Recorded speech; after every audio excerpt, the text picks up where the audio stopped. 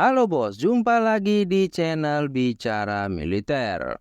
Hari ini admin mau bawakan kisah sniper wanita paling mematikan di dunia nih bos. Seperti yang sudah kalian ketahui bahwa di dalam perang, selain korban yang berjatuhan pasti akan ada nama yang akan menjadi populer. Entah itu karena aksinya, kemampuannya, atau faktor-faktor lainnya. Sama halnya dengan sang sniper wanita asal Uni Soviet yang sekarang menjadi negara Rusia, yaitu Ludmila Mikhailovna Pavlichenko, yang saat ini dilabeli sebagai sniper wanita paling sukses sepanjang sejarah. Lahir pada 12 Juli 1916 di Bilaservka yang sekarang menjadi wilayah Ukraina. Pada masa kecilnya, Ludmila menekuni bidang olahraga dan ikut berkompetisi di beberapa cabang atletik. Bakatnya kemudian mulai terendus setelah seorang bocah lelaki menyebarkan prestasinya. Singkatnya, Ludmila yang memang memiliki bakat dalam hal menembak mendapatkan lencana sniper dan sertifikat penembak jitu. Dan saat berkuliah di Universitas di Kiev, kemudian ia masuk dalam Akademi Sniper untuk mengembangkan keterampilannya.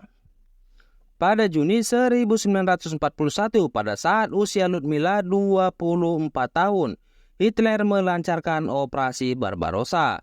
Ludmila yang masih tergolong muda mendaftar untuk masuk ke dalam militer Soviet. Akan tetapi petugas hanya menyuruhnya menjadi seorang perawat saja. Tetapi ada yang menarik nih bosku, bahwa seorang petugas pria bertukar pikiran usai Ludmila menunjukkan sertifikat dan lencana snipernya. Akhirnya ia pun resmi masuk ke dalam divisi senapan ke-25 Red Army sebagai seorang sniper. Di awal karirnya, ia sempat frustasi karena hanya bertempur tanpa senapan dan hanya membawa granat saja.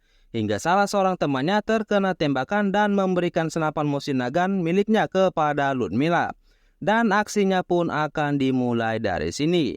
Korban pertamanya merupakan dua orang tentara Romania yang sedang menggali lubang untuk perlindungan. Dua orang tersebut pun tewas dan Ludmila menggambarkan sebagai tembakan pembaptisan. Hal yang pertama ia rasakan adalah perasaan puas. Ia berujar bahwa ia merasa seperti pemburu yang membunuh binatang buruannya.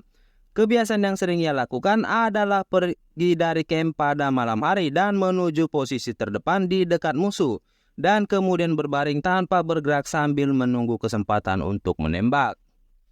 Beragam tipe musuh sudah dihadapi oleh Ludmila. Salah satu yang paling dikenang olehnya adalah duel selama 3 hari yang digambarkannya sebagai salah satu pengalaman yang paling menegangkan dalam hidupnya.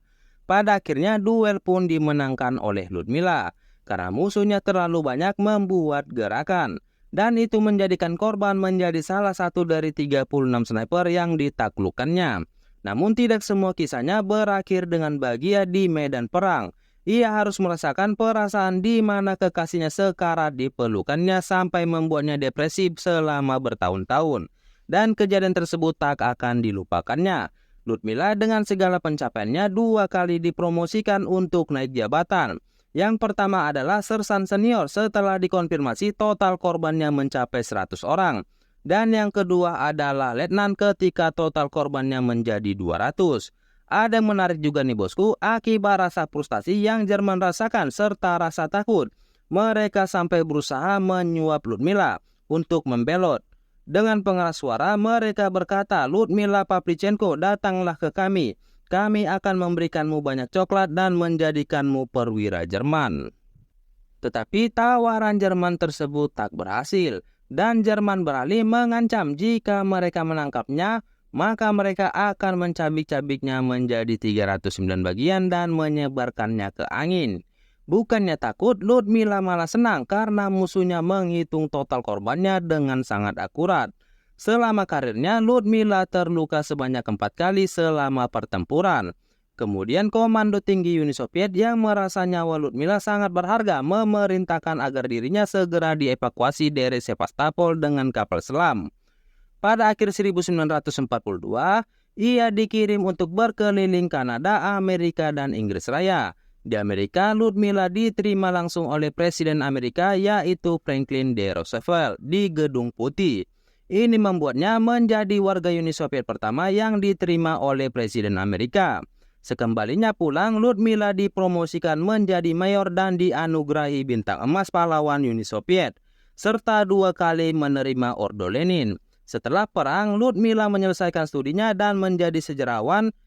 Ludmila kemudian meninggal di usia 58 tahun pada Oktober 1974 di Moskwa karena stroke.